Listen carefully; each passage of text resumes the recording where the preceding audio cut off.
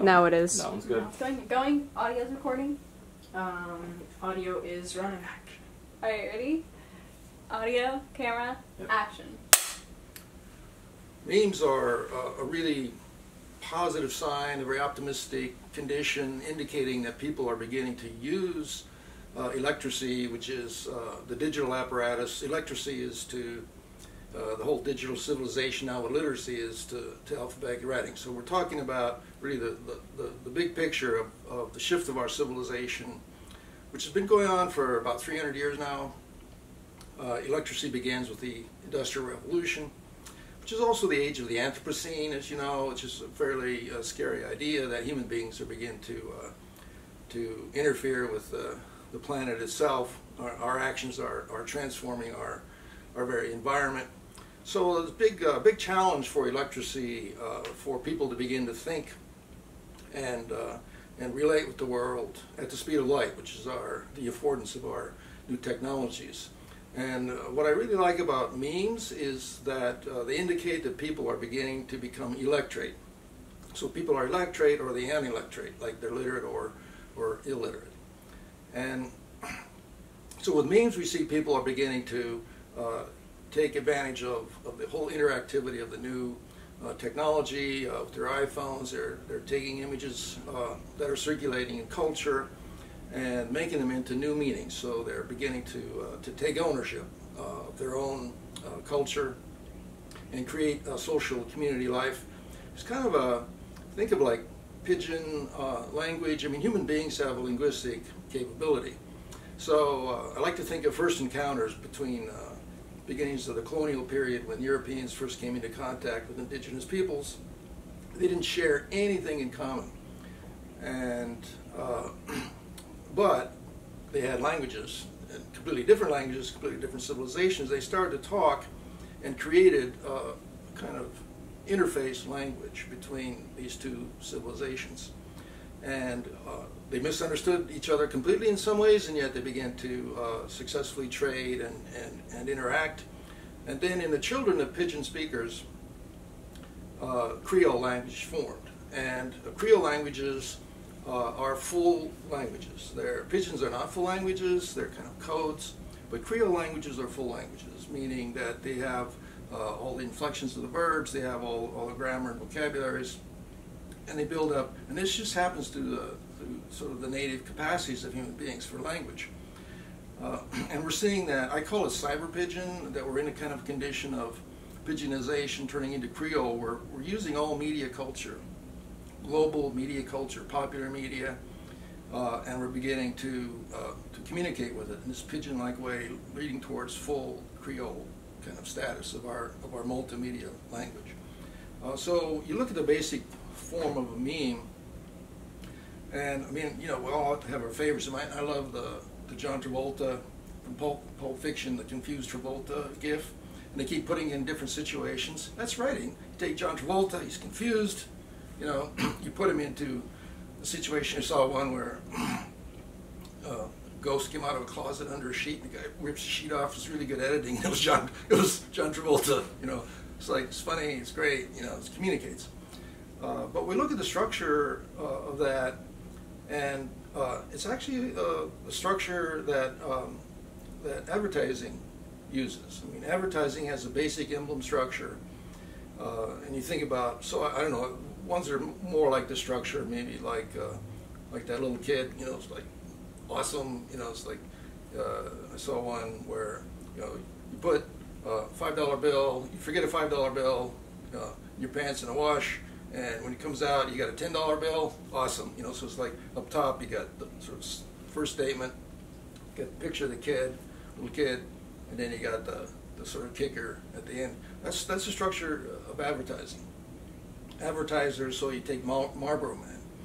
Marlboro Man's a meme. I mean, it lasted from, to sell cigarettes, it lasted from 1954 to 1999 or something like hugely successful advertising campaign. And advertising is sort of the site of the invention of Electracy. Advertising is where, kind of the smartest people in our culture, they're sophists. I mean, Plato would say, but they're using the discourse of popular culture to create and convert really a world of kind of self-denying people. They converted them. Advertising converted Western civilization from being very frugal, very conservative, self-denying, turned them into consumers by using the power of advertising. Because what the advertisers figured out, you had the Industrial Revolution. We're producing, mechanically in our factories, hordes and hordes of goods, and they had to sell these things. But of course, people are like, no, I shouldn't have a new washing machine. I shouldn't have a car. I got to save my money, and the whole Protestant work ethic and so forth. You had to get people to buy these things, and they used the power of rhetoric, meme structure, if you like, to sell goods. And because what the sophists of advertising realized was that they weren't selling a cigarette, or they weren't selling a steak, the classic example. They weren't selling a steak, they were selling a sizzle.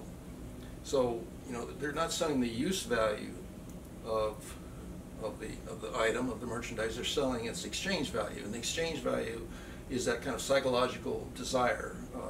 And we know sort of the basics of this, like the reason why people want certain consumer goods has much less to do with the use of that thing than for its symbolic value. So that's the creation of language. I mean, it's actually a good thing in the sense that we can address one another in terms of our desires using this language where you separate, the desirability of the image the way, as we know, if you ever talk to people that do that photograph food for like Gourmet magazine or something like that, like none of that's real. I suppose a classic example is Vanity Fair, the way women are presented and so forth. None of that's real. It's a fiction. It's a fantasy. It's all photoshopped. They can make anything look tremendously good. They can make the shrimp at Red Lobster look actually edible. Then you go there. I really got to have some of that amazing stuff. And then out comes this little gritty thing, and he's, what is that? That's not what was in the picture. So that's meme. That's meme talk. But so this advertising structure is that same thing, where it's actually the emblem structure. So it's older. The emblem actually goes back to the Renaissance, and it was when people in the Renaissance were first rediscovering hieroglyphics, and they thought hieroglyphics was a magical language that was from of course it was very ancient. They thought it was from sort of ancient, Hamitic civilizations in which the image had a direct connection with reality, as opposed to language which moves through as kind of a filtered, mediated system. The idea was that this sort of hieroglyphic language was truer. It was mystically, directly in connection with what was real. They didn't understand that actually hieroglyphic languages are phonetic. They're phonetic writing systems. And this is kind of what we're getting at, is that the meme is absolutely exemplifies the core principles of writing. So meme is writing. We're saying advertising is writing in that same system.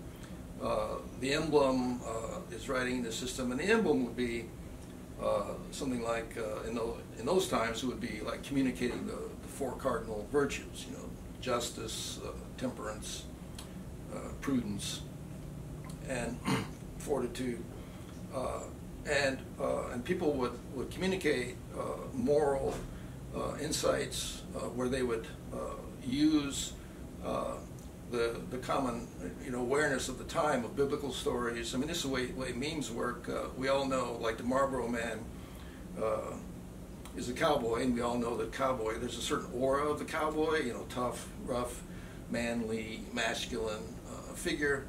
And so the advertiser takes the associations. I call it the aura, which is to say the kind of the way in which we have associations, certain associations with what a cowboy is. So when you show someone, in the modern world, a picture of a cowboy, everybody kind of knows what it means. Well, in the Renaissance, you show somebody a classical picture of a certain kind of say, female figure, they know that that's justice. You know, she's got a blindfold. She has attributes. She has a blindfold. She's holding the scales. Everybody says justice. You know, well, memes work like that, except of course, you know, we've forgotten everything about you know, the classical virtues, but we have our own idea of you know, manliness or something.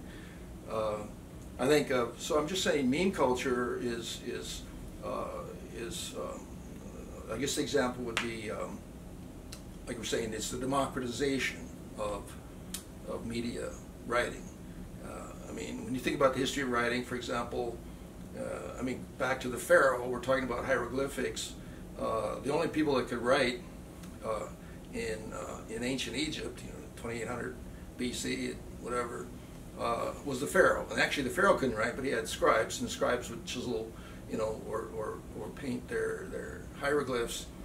They had never imagined, you know, like paper and like any ordinary person can just write. And it's just kind of internalizing and fully, you know, immersing ourselves within the civilization of a writing system through its particular technologies that constitutes an apparatus.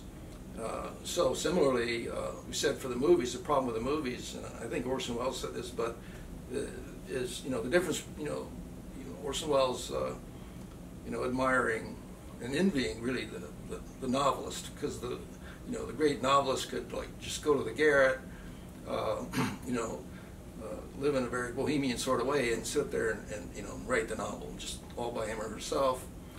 To make a movie, it takes an army. It's that, you know, it's like, so again, the movie maker was like the Pharaoh. I mean, it's like it took a fortune, it took a ton of equipment, it took teams of people, and not everybody could write with movies. But now here y'all are, you know, and we're picking stuff out of the world, right? And picking it out, we're taking it, and this is the principle that I want to get at here. Is I call it the rebus principle. R-E-B-U-S, and all writing. The meme is a good example of the rebus principle, which is just that you take something out of the world that, and the motivation for picking it out of the world is that it's associated with this fundamental underlying language system. So, so we're saying like the hieroglyph is not purely a picture; it's a rebus, meaning that it's a picture puzzle, or it's a picture that is also a word. And a classic example, let's say the earliest meme would be the scarab. So ancient Egypt, you know, by the time you get to the Middle Kingdom, like there are just tons and thousands of these things. The museums are full of them. There's just the little scarab. Scarab is a fancy word for the dung beetle. And so, oh, well, how did the dung beetle get to be so immensely important in Egyptian culture? It circulated as just a meme of Egyptian culture. And the answer is that the dung beetle, the name of it was, again, so nobody's quite sure how to pronounce ancient Egyptian. I certainly don't know, but say caper would be pronounced it. And so the dung beetle's caper. Now, it also so happens that that in Egyptian, there is another word that almost sounds like caper, and it's a pun with caper, a homonym, and it means to become. It means existence. It means development, growth, basically life. But it's an abstraction. So how do you write the abstraction to become? Well, it's the same sound as the dung beetle. So when you want to write to become, you give a picture of the dung beetle. And people that in the civilization know, the scarab, the dung beetle means to become in this context. It also then, so the name of actually the morning sun, the Egyptians had 3 words for sun. The morning sun is dung beetle, caper, it's pun. Ra was midday, and Atum was evening. But so then you got this sort of meme idea. And when I say meme idea, I mean that you start building with this conjunction, and you start making meaning with it. And so then the imagery and the symbolism for theological purposes of understanding, you know, the meaning of life, was that the dung beetle, that the sun rolls across the sky the way the dung beetle rolls the dung. And it's just like you go from this, you know, the humblest, sort of most material kind of condition to this very abstract theological exploration of, you know, the meaning of life. That is how, that's the core principle. This is the true principle by which all language has formed. And, you know, another one I like is from ancient Sumerian. I like this one because it's so contemporary for us. So in ancient Sumerian, there was a pun between the word for arrow, which is T, and however you pronounce that in Sumerian, but if you wanted to say the word arrow in spoken language, you said T, and then the word for life is Teo. It's a homonym. So when the ancient Sumerians wrote life, they used an arrow. And what I love about that is, so when you see those signs, you are here, you get that arrow pointing, you are here, it's like, oh, you know, if you know the Sumerian glyph, it's like, whoa, that's like profound, you know, like you are here, you know, literally. It's not just GPS, but, you know, you exist, you are here, you're here now, you know, and you can build this idea. And so just considering this principle, come back to, you know, how movies were made, or language was made through composition of images. When Sergei Eisenstein was one of the inventors of montage, Soviet genius filmmaker of the 1920s and 30s, Sergei Eisenstein was one of the inventors of montage, and he's trying to figure out how to write with movies, and he looked at Japanese hieroglyphics and Chinese hieroglyphics, ideograms, and he saw that the way they wrote was, again, they used a material word meaning. So if they want to say something abstract or something that's difficult to show, something like anxiety, so they would have a glyph of a knife and a glyph of a heart, and they would interrelate them. So you got a knife and a heart, and then that was the image, and the meaning was anxiety. He said, that's the way movies can be intellectual. You know, they're going to be formally, we will show the world, pick a piece out of the world, and then people will say to themselves, you know, their words that figure suggests, a knife and a heart. They know the character's anxious or something.